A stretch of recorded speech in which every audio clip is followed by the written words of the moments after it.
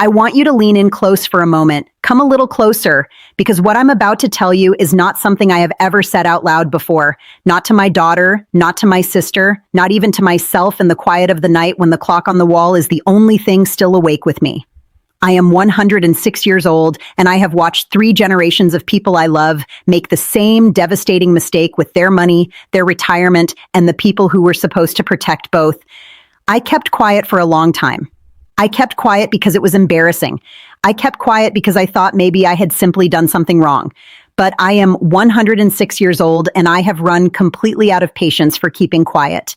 So today, I'm going to tell you exactly what happened to me. I'm going to tell you what that financial advisor said when I sat across from him at 67 years old, my whole life savings sitting in a folder between us like a sleeping child I had carried across 40 years of working.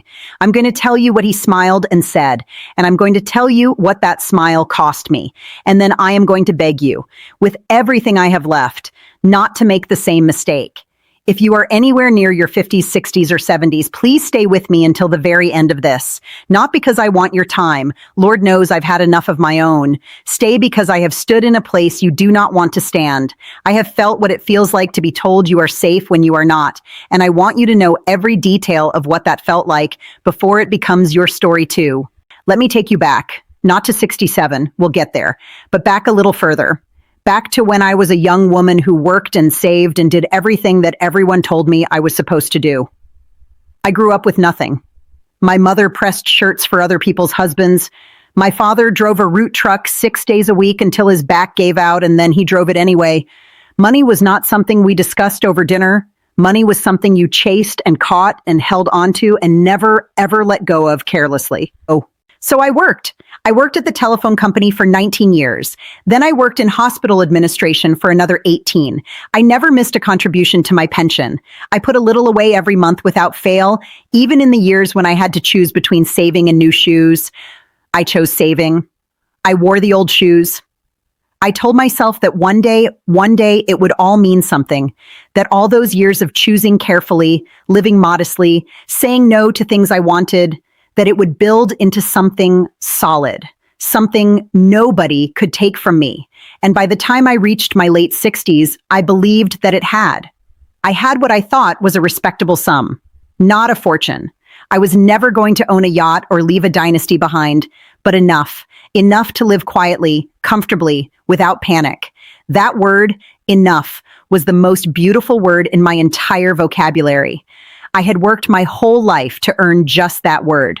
And so when my daughter suggested I sit down with a financial advisor, a proper one, she said, someone who could help me make sure everything was structured right for retirement, I thought, yes, that's the sensible thing to do. That's what responsible people do.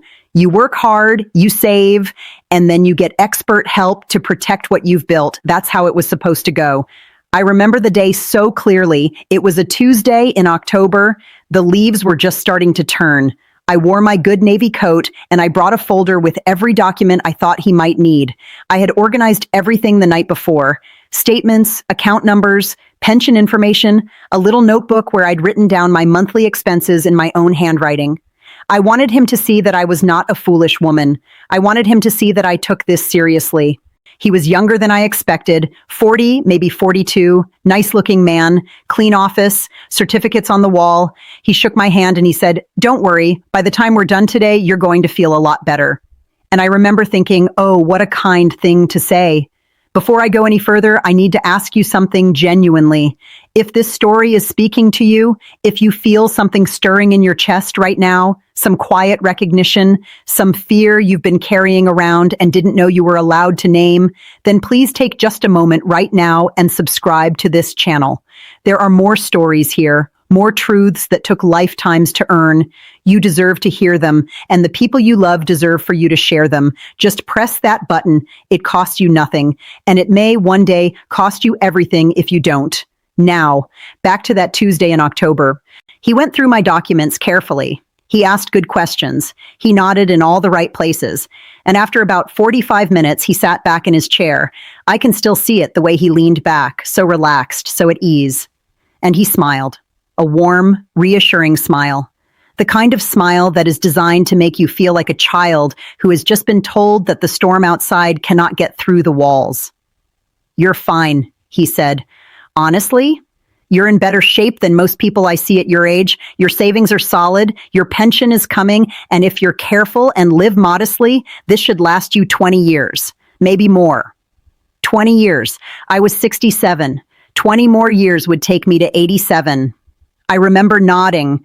I remember the tension in my shoulders releasing in a way it hadn't released in years. I remember driving home in the October afternoon thinking, I did it. I actually did it. All those years, all those choices, all that discipline, it was enough. But here is what he did not tell me. Here is what that smile did not include. He did not tell me that the fund he recommended carrying most of my savings in had fees, annual management fees, that were quietly, steadily, invisibly eating away at my balance. Not dramatically. Not in any single year that would make me sit up and gasp. Just a slow, quiet erosion, like water on stone. Over 10 years, those fees cost me more than I ever could have imagined sitting in that clean office on that October Tuesday. He did not tell me about inflation in any real way. He said the word, he said, "You'll want to account for inflation." The way you say, "drive safe" when someone leaves a party, you say it, but neither person is really thinking about it. He did not sit down with me and show me concretely what inflation does to a fixed income over 20 years. He did not show me a single chart, a single number, a single scenario where my fine situation became very much not fine. He should have. That was his job. But he didn't. He did not account for the possibility that I might live well past 87. He had given me a 20-year runway, and it had felt so generous in that moment. It had felt like more time than I could imagine needing. I was 67. What was I going to do? Live to be 106? I want you to sit with that for just a moment. I am 106 years old. That man gave me a 20-year plan. I have been living for 39 years since I sat in his office. 39 years. Nearly double what he planned for. The money he called fine began to show real strain in my late 80s. By my early 90s, I was making choices I had promised myself I would never have to make. By my mid-90s, my daughter had become quietly, lovingly, heartbreakingly involved in supporting me. She never made me feel ashamed. She is a good woman. But the shame was there anyway. It sat in me like a stone. He was not a bad man. I want to be careful to say that. I don't believe he was dishonest in the way that a thief is dishonest. I believe he did what most people in his position did. He looked at my numbers, he ran his standard calculations, he gave me the answer that fit inside the standard template, and then he sent me home feeling reassured so that I would come back and refer my friends. I was not poorly served in any illegal sense. I was just served by a system that was never designed to account for a life as long as mine, and by a man who never once asked, "But what if you live to be very, very old?" Nobody asked that question. Nobody asked it in that office, and I didn't think to ask it of myself. Because at 67, 100 years old seems like a fairy tale. It seems like something that happens to someone else in a newspaper article, with a telegram from a president and a birthday cake with too many candles. It does not seem like something that will happen to you, but sometimes it does. I have had a great deal of time to think about what I would do differently. Too much time, some days. On those days, I have to put the thinking away and go sit by the window and watch whatever the world is doing outside, because too much thinking about what cannot be changed is a particular kind of grief that has no name. But on the good days, and I still have good days, I want you to know that, on the good days, I have turned it into something useful. I have turned it into a list. The first thing I would do differently is demand a longer horizon. If any professional is planning your retirement and they are using 20 years as the outer edge of their model, you need to stop them right there. You need to say, what does this look like at 30 years? At 35? The discomfort you feel asking that question is nothing compared to the discomfort of outliving your money. People are living longer than they ever have. This is not a secret. This is not something your advisor does not know. If they are not building it into your plan, you need to either demand that they do, or you need to find someone who will. The second thing I would do is personally learn, not just be told, about fees. Every single fee. written down in plain language, in numbers I could calculate myself on a piece of paper. Low fees means nothing. A percentage means nothing until you see what that percentage becomes over 15 or 20 years against a real balance. Sit down with a calculator. Make them watch you do the math. If the number at the end surprises you, that is important information. The third thing, and this one is the one that keeps me up the most, is that I would have kept some money in my own hands. I don't mean under the mattress. I mean genuinely liquid, genuinely accessible, genuinely mine to see and touch and move without anyone's permission or fee structure. There is a kind of psychological safety that comes from having money you can see, and it does something important for you as the years go on. When everything is managed and packaged and reported to you in quarterly statements that require a degree to fully understand, you lose the feeling of being the author of your own financial life. And when something goes wrong, and something will always eventually go wrong, you feel helpless in a way that is hard to recover from. The fourth thing I would do is talk about money out loud, with my daughter, with anyone I trusted. I kept my finances private for decades because that was what women of my generation did. Money was private, struggle was private, the shame of not knowing enough was very, very private. But that privacy protected no one. It only meant that when things began to go wrong, I faced it alone, and I faced it late, because I had been alone with it too long to know what normal even looked like anymore. Talk about money, with your children, with your friends. Ask uncomfortable questions out loud. The discomfort fades. The ignorance, if you let it stay, does not.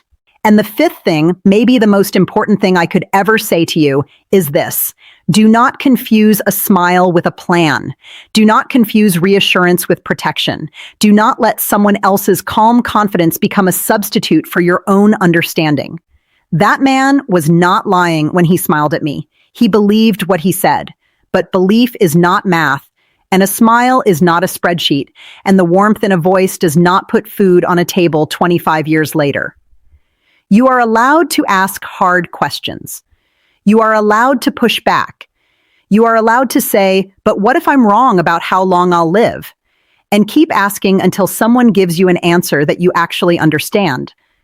I spent 40 years being careful and 39 years paying for one afternoon of trusting someone else's careful more than my own. I am 106 years old. I have buried 2 husbands, 1 child, and more friends than I can count on 2 hands. I have seen the world change in ways that my younger self would not have been able to dream. I have watched people I loved work themselves to the bone and then spend their final years in a kind of quiet financial terror that they tried to hide from everyone around them. And I have sat with that truth long enough now that I feel I owe it to every person watching this to say it as plainly as I know how. You worked for your money, every hour of it, every dollar of it, every sacrifice that went into it. It belongs to you.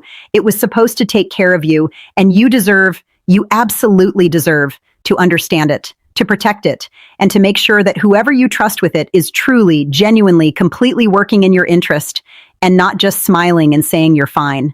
Don't let what happened to me happen to you. Not because my life has been without joy. It has had tremendous joy, but because the fear that comes from financial uncertainty in old age is a particular cruelty that nobody should have to carry.